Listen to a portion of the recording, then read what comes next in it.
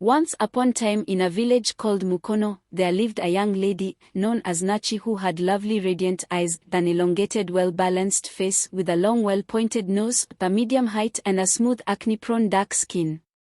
Nachi was every man's wish. She had a very nice curvy body shape, even though in her big clothes you could see her body shaking.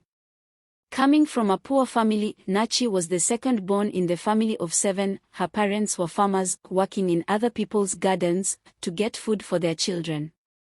Nachi was well disciplined and kind to everyone. Looking on the financial status her family, Nachi decided to go work to the coffee factory, which was the main source of income in Mukono. She felt out of place among her workmates. She was the topic of the day. People wondering why, a beautiful young girl working at the coffee factory. The fact that she knew her purpose, she ignored everything and focused on her work to please her bosses. Nachi on her mat selecting the good beans. "Here comes Yokana," with a huge smile of his face. "You're still here," he said. "Yes, how will my parents manage our family without my help? That's why I work hard, for the betterment of my family," she replied. From then Yokana started working with Nachi and they became close friends. He used to escort her home. At the end of the season, coffee was on high demand. Men used to work night shifts and women working extra hours. A glowing yellowy white moon and stars filled the sky like pale corn into freshly turned ground. Nachi walking back home late in that night. Here comes a group of violent boys called the Kawaji. Everyone feared the Kawaji. They tortured villagers through kidnapping and stealing their belongings. The Kawaji, in a very disrespectful way, fueled with cruelty and entitlement, said this the girl loved by everyone. Nachi on seeing them, her heart raced and she started praying because she knew it was over. She pleaded, "Please don't harm me, please." Her tears meant nothing to them. They tore away her dignity, leaving scars that ran deeper than flesh. While praising themselves, they continued on their way. Feeling embarrassed, with her blouse wet with tears, Nachi walked back home. On seeing her, her mother knew that something bad happened to her angel. In her calm voice, "What happened, my child?" she said. Nachi ran into her bedroom. On her wet pillow, with 1,000 thoughts, Nachi vowed that this would not be her end, instead it would be her beginning. The following morning, she gained confidence to tell her mother what happened. Her mother comforted and advised her to go for medical checkups. Fortunately, everything was okay. On realizing that, she knew she had to put a stop on the Kawaji, but how?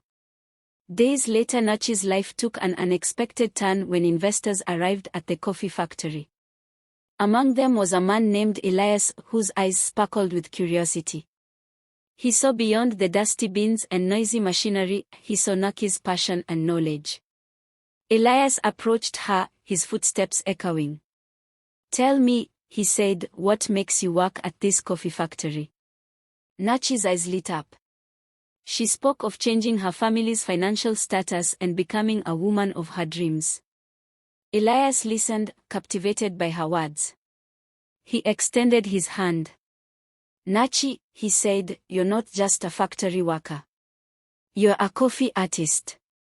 Their connection grew, fueled by shared dreams and late-night conversations. Elias taught her about global markets, sustainability, and the delicate dance of supply and demand. Nachi soaked up knowledge like a sponge, her heart expanding with each revelation. Together, they transformed the factory.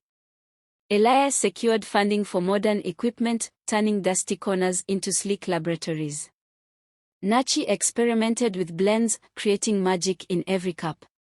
The village watched in awe as the factory blossomed, its aroma drifting through the streets. But it wasn't just about profits. Nachi's coffee became a bridge, a way to connect cultures, break barriers, and heal wounds. She invited the Kawaji, the same troublemakers who had once tormented her, to work at the coffee factory because she knew it was lack of employment opportunities that made them torture the villagers. Their eyes widened, and they nodded in approval. They asked for forgiveness. Word spread beyond the village. Nachi's coffee won awards, gracing international stages. Elias beamed with pride, but Nachi remained grounded. She knew that every bean carried a piece of her story, the struggle, the resilience, and the hidden talent that had bloomed. And so, in the heart of the Mukono, Nachi's cafe stood a haven of warmth and acceptance. The boys who had hurt her became her loyal employees, working tirelessly to see their village's growth. Nachi's legacy wasn't just about profits, it was about rewriting narratives, one cup at a time. As the sun dipped below the horizon, casting a golden glow over the cafe, Nachi whispered a silent thank you to the investors who had changed her life. And Elias. He sat at the corner table, savoring a cup of Nachi's finest blend, knowing that sometimes, the best investments weren't measured in dollars but in the magic of transformation.